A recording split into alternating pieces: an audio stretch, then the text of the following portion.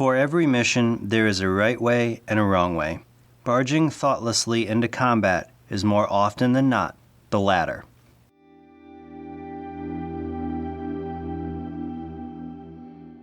Hello, and welcome to Visions of the Past. My name is Andrew, and I am the host of this Assassin's Creed lore podcast. This is episode 25, and today we're going to talk about the person that gave us that quote, Dame Evie Frye. Evie's name is a diminutive of Eve, and as such is of biblical origin, and comes from the Hebrew name Chawah, which means life. The earliest origins of the Frye surname dates from the ancient Anglo-Saxon culture within Britain. This name reveals that an early member was a person who was referred to as the Frye, literally meaning free. It is also suggested that the name comes from the Middle English word fry, meaning small person or child. In either instance, the origins seems to be a nickname of the first person who used the name. Based on what Henry Green said when he first met the Frye twins, Evie was the same height as Jacob, and according to a wanted poster of Jacob on the Charing Cross edition of Assassin's Creed Syndicate, this would place her between 5 foot 6 inches and 5 foot 7 inches tall, assuming that the information is accurate. As for where we can find Evie Frye within the series, she is one of 2 playable characters in Assassin's Creed Syndicate and its main DLC, Jack the Ripper. Here, she was motion captured and voiced by Victoria Atkin.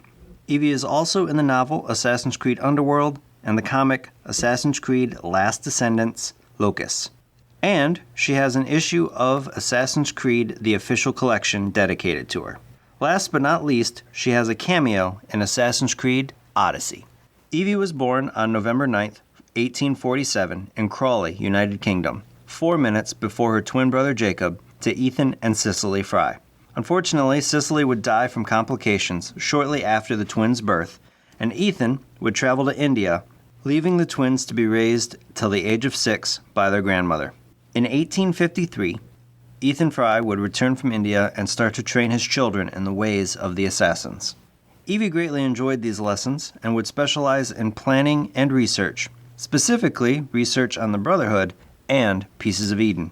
Evie would hone her skills in her teenage years by spying on conversations between Ethan and his friend George Westhouse about the Brotherhood, and then would relay this information to her brother Jacob. Evie's first target in her career as an assassin was an abusive mill owner who refused to provide an adequate wage to his workers.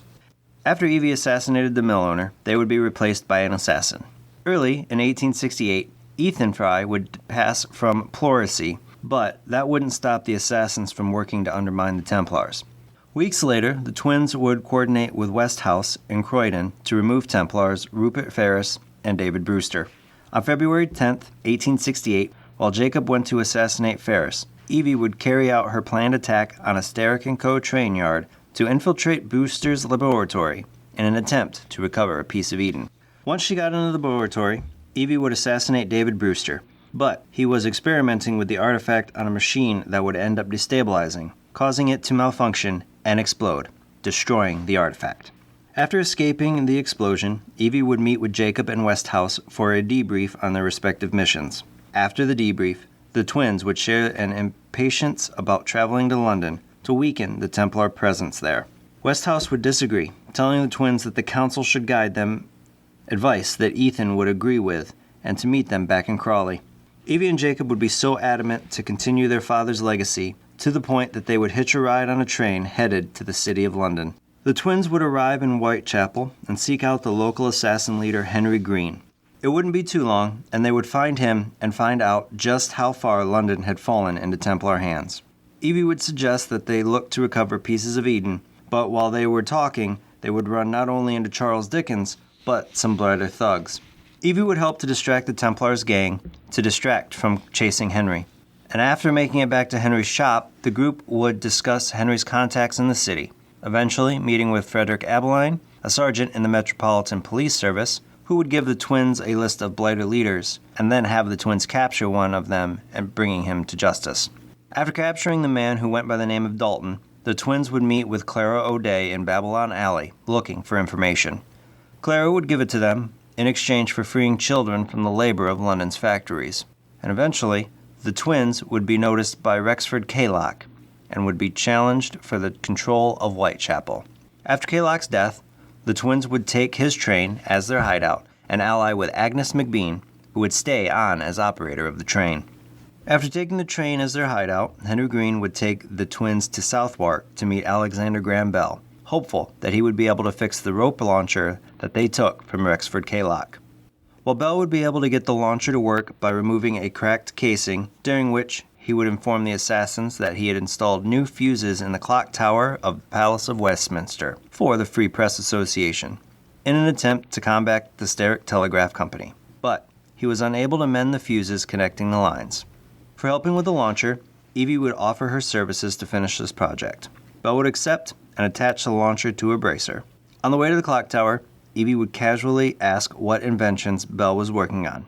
His response would be to tell her about his development of a phonetic telegraph. Evie would suggest that the name was a bit of a mouthful and that he could just call it a telephone. After fixing the fuses for Bell, he would show her his formula for smoke bombs, and showing her how they worked would spook the horses that pulled the carriage, leaving her at the clock tower. Evie would make her way to a blighter stronghold, where she would gather metal components to craft upgrades for her equipment, and then would return to Bell's workshop.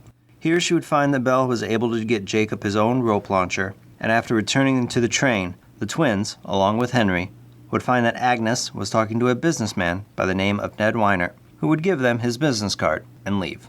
The twins would then disagree on their next steps, Jacob looking to assassinate Templars, and Evie hunting for a piece of Eden. Before heading to what they thought was best for freeing London, they would first come together and visit Alexander Graham Bell again, and help him with his work with the Free Press Association. But this time, they would be recovering cables that had not arrived for his independent telegraph line. And to help them recover them, Bell would attach a dart mechanism to their gauntlets that would allow them to use a hallucinogenic dart within their missions. After helping Bell, Evie would discover that Lucy Thorne, the Templar that Steric had considered an expert in the occult, was expecting a delivery, certain that it would have a piece of Eden in it. Jacob would help Evie on this mission by eliminating guards while she searched through the delivered chests and find documents along with a book with an assassin's insignia on the cover. Unfortunately, the twins would be forced to take the whole carriage. While Jacob drove, Evie would defend the carriage, though they would be forced to abandon it and the documents, although Evie would be able to keep the book. Once back to the train, Evie would investigate the book and find out that it was the journal of assassin mentor Edward Kenway. Using her eagle vision, she would find a hidden map that would lead her to Kenway's mansion in Queen Anne's Square. Henry Green would accompany Evie to the mansion where they would discover that Lucy Thorne and the Blighters had taken control of it, which would force them to sneak inside and search the mansion secretly. Evie and Henry would eventually enter the piano room, where they would find a secret code that, when played on the piano, would open a hatch in the floor. In the secret room, the two assassins would manage to recover more documents and an artifact, but they would have to flee through the tunnels below when Lucy Thorne arrived in the piano room. Before she could continue to search through the documents and figure out what the artifact was used for, she would unite with Jacob and return to Bell's laboratory, where they would be told that Steric was trying to bribe him. This led Alexander Graham Bell to invent what he called voltaic bombs to stun his assailants, and offered them to the twins with insulators for their boots to protect them from harm. Shortly after installing the insulators, some blighters showed up to talk to Bell, allowing the twins to use the opportunity to test the bombs to see exactly what they did. After helping with the blighters, they would continue to help Bell by protecting him as he destroyed Steric's transmitters at the telegraph station. Shortly after Jacob's assassination of John Ellingston in July of 1868, Evie would head to Lambeth Asylum herself to find an ill Clara O'Day who had come searching for medication for the children in her care. After Clara fainted in Evie's arms, she was lucky to find the hospital door open and Florence Nightingale inside. Nightingale would have Evie recover supplies that would enable her to create a cure for Clara. She would then be able to continue her investigation on the piece of Eden after this, and would start where the documentation from the Kenway mansion led her, the monument of the Great Fire of London. While at the monument, Evie would place a disc in a mechanism at its base, which would open a ring at the top of the monument, and then would in turn, she would find a placing of a disc that would depict St. Paul, leading her over to St. Paul's Cathedral. When here, she would place 2 more discs on the back of a statue, revealing a set of cogwheels that, when aligned properly, would open a hatch to a room atop the cathedral's main tower. Evie would find a necklace that appeared to be of Isu origin at the top of the cathedral, but as soon as she would put it on, Lucy Thorne would arrive, resulting in a duel that would end with Thorne escaping with the necklace. After Jacob assassinated Pearl Attaway, her omnibus company would shut down, and while Evie visited Southwark to see how it was faring after the shutdown, she would find Edward Bailey being harassed by a group of blighters. After helping him with the Templar gang members, Bailey would explain that with the Attaway Transport and the Milner Company no longer running, the gangs were trying to get him to build omnibuses for them, but he wanted to start the London General Omnibus Company. Before he could, though, he needed the deed to the Attaway Transport Company. Evie would steal the deed of the company for Bailey, and then would let him know that his family would also be safe from the blighters. Seeing what happened with the omnibus companies and in Lambeth Asylum, Evie would start to realize the problems that were coming from Jacob's assassinations. While working with Henry Green on what the necklace would open, they would find an illustration in a book while on the train that Henry would recognize as matching a casket that was owned by Queen Victoria and that was being held within the Tower of London. When Evie infiltrated the Tower of London, she would find that blighters were taking the place of the guards and looking for the casket. Eventually, she would make her way to Lucy Thorne and assassinate her. After being mocked for not using the pieces of Eden, Evie would make her escape on a riverboat. After Jacob had assassinated Philip Twopenny inside the Bank of Eden, and the theft of currency printing plates caused the English economy to start a nosedive, Evie would meet with Sergeant Abeline and discussed what she could do to help fix the outcome of Jacob's assassination of Twopenny. Abeline requested that she find and return the currency printing plates, and to destroy any counterfeit notes that she found. Evie would follow a group of counterfeiters from the area near the bank back to their hideout. While there, she would be able to destroy some counterfeit currency, as well as steal the plates back, and she would finish Abeline's request by sneaking back into the bank and replacing the plates. Shortly after, Evie would go back to her search for the Shroud of Eden. Henry Green would tell her about a letter in Lucy Thorne's research with the same insignia as the necklace that was dated 1847, which was the same year that Prince Albert began renovations on Buckingham Palace. He would then introduce Evie to Dulip Singh, the last Maharaja of the Sikh Empire, who would tell them that the plans Henry had asked about had been moved by Crawford Sterrick. This would leave Evie and Henry on a mission to find the blueprints. Henry would end up captured during this mission, leading Evie to not finding the blueprints, but instead saving Henry. Throughout her time in London, her and Jacob would weaken the blighters by eliminating the leaders Bloody Nora, Lilla Graves, Victor Lynch, Octavia Plum, Cletus Stain, and Edith Swinburne. After all the lead Templars had been removed from London, except for the Grand Master Crawford Sterrick, Evie would attempt to tell Jacob about the shroud being in Buckingham Palace, to find him uninterested. Annoyed, Evie would scold her brother about his reckless planning and about all of the mistakes of his that she was forced to fix. Going so far as to mention their father, Jacob would argue with her about their father to the irritation of both twins. Henry Green would be able to calm them down long enough to inform them that Sterrick would be at a ball held at Buckingham Palace, where he was planning to enter, steal the shroud, and then remove the heads of church and state. This would lead the twins to agreeing to do one more mission together. This would force them to invite the Prime Minister and his wife to the train hideout, where they would express the need to enter the ball and their agreement to steal the invitations of Benjamin Disraeli's political rival, William Gladstone, and his wife. As Jacob went to steal the invitations, Evie would visit the Maharaja about the plans that he told Henry about. Dulip Singh would task her with helping him convince politicians about what was going on in India, in turn for the information she sought. After helping him, the Maharaja would tell her that the Queen had the copies that Evie sought. Once inside the ball, Evie would head off to locate the plans, but because of the restrictions of her dress, would require kidnapping a guard to help her get inside the office where the blueprints were located.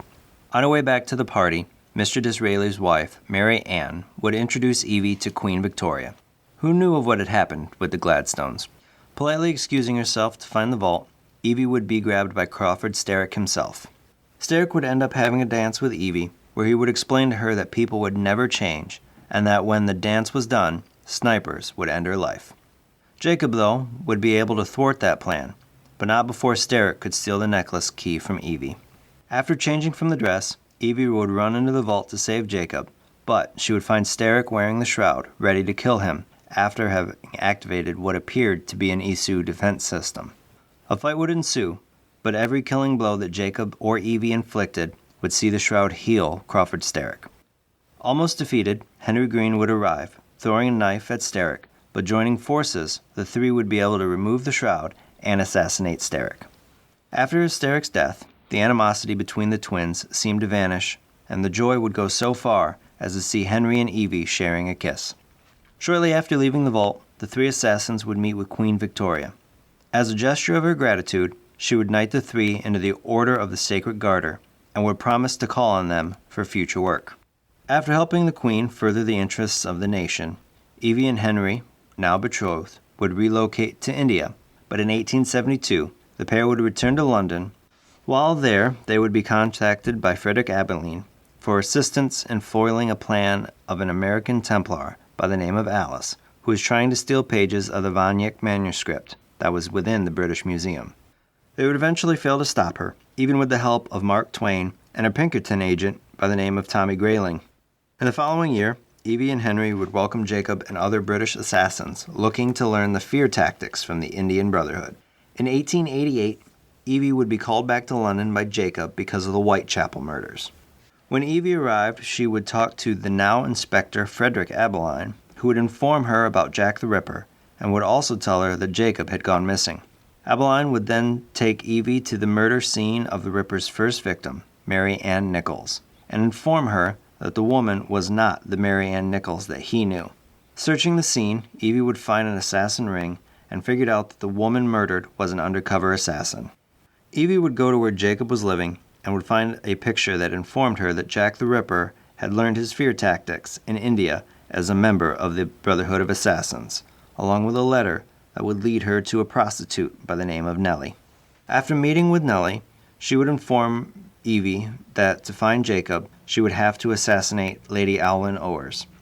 This would lead Evie to infiltrating her manor in Cotswold, just outside of London. While here, Evie would find a photo that would lead her to believe that Arthur Weaversbrook was to be kidnapped. After meeting with Aberline, Evie would find out that she was framed for a massacre at the manor that had happened after she had left, and after talking to Weaversbrook, that the Ripper had taken his son, who she would find at the docks, which would lead her to finding out about the Ripper keeping other hostages at an abandoned garrison in Deptford.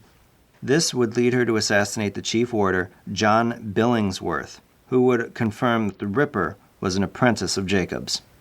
After gaining this information, she would call the Metropolitan Police Service and request that they send men to the docks for the hostages. After returning to the city, Evie would meet with Inspector Aberline at the murder scene of Mary Kelly. Here, Evie would find a message left by the Ripper that would lead her to the murder scenes of Annie Chapman, Catherine Eddowes, and Elizabeth Stride. Here, Evie would find assassin rings, and at the last scene, another message from the Ripper that led Evie to the murder of the Ripper's mother. Here, she would be caught off guard by a fear bomb that induced an hallucination, but once it wore off, Evie came to the conclusion that the Ripper was staying in Lambeth Asylum. She'd be able to sneak her way through the asylum, and she would find Jacob heavily wounded, but before she could get him out, she ended up outwitting the Ripper and ending his reign of terror. Once Evie got back to Jacob, she would find Aberline, whom she would ask to keep the Ripper's death and identity a secret to keep the assassins hidden from the greater populace. In March of 1893, Evie would become the great-aunt of Jacob's granddaughter, Lydia Frye. The twins would eventually take responsibility for training her, and when the Great War broke out in 1914, they would be moved to the safety of the countryside. Evie Frye is one of my favorite characters within the series. Her personality makes me laugh and isn't as overbearing as her brothers. I like her to the point that if I don't have to play as Jacob in Assassin's Creed Syndicate, I don't. Smart and cunning, she was the first playable female character in a main title. And yes, I'm not counting Aveline, as Liberation was first released on the PS Vita. She's a master at stealth, going so far as to have perks in the Helix that would let her go fully invisible when not moving, and is a master of using fear as a weapon after spending time in India. It's fun to see her grow from the main games to the DLC, and even the thought of her training Lydia at the age of 67 during World War I is a feat within itself. I enjoy this character so much that one of my favorite things in Assassin's Creed Odyssey is that you can get Evie from the Ubi Club as a lieutenant for the Adrestia. Using her allows for a small increase in javelin damage, fired javelin damage, and damage with low health. The one issue that I have isn't with the character, but it's something that Jacob says after Queen Victoria knights them into the Order of the Sacred Garter. Jacob calls her Dame Evie Frye, when historically, women who were members of the Order of the Sacred Garter were known as Lady. I've been back and forth about if we will see an ancestor of Evie or other characters that come from England in Assassin's Creed Valhalla. But looking at the early origins of the Frye name being found early in the history of Wiltshire, with them holding a family seat, essentially making them medieval lords, this leads me to believe that it is a possibility that we will see an ancestor of Evie Frye in Assassin's Creed Valhalla. Thank you for joining me today. Be sure to tune in every Tuesday for new episodes. If you love the Visions of the Past podcast, I'd love for you to subscribe, rate, and give me a review on iTunes. If you have any questions about Assassin's Creed or topics that you would like me to cover, please feel free to hit me up on Twitter and Instagram at visions_AC, and you can find those links in the episode's show notes. Until next time, my assassin friends, make sure to follow the Creed, and to those Templars listening, may the Father of Understanding guide you.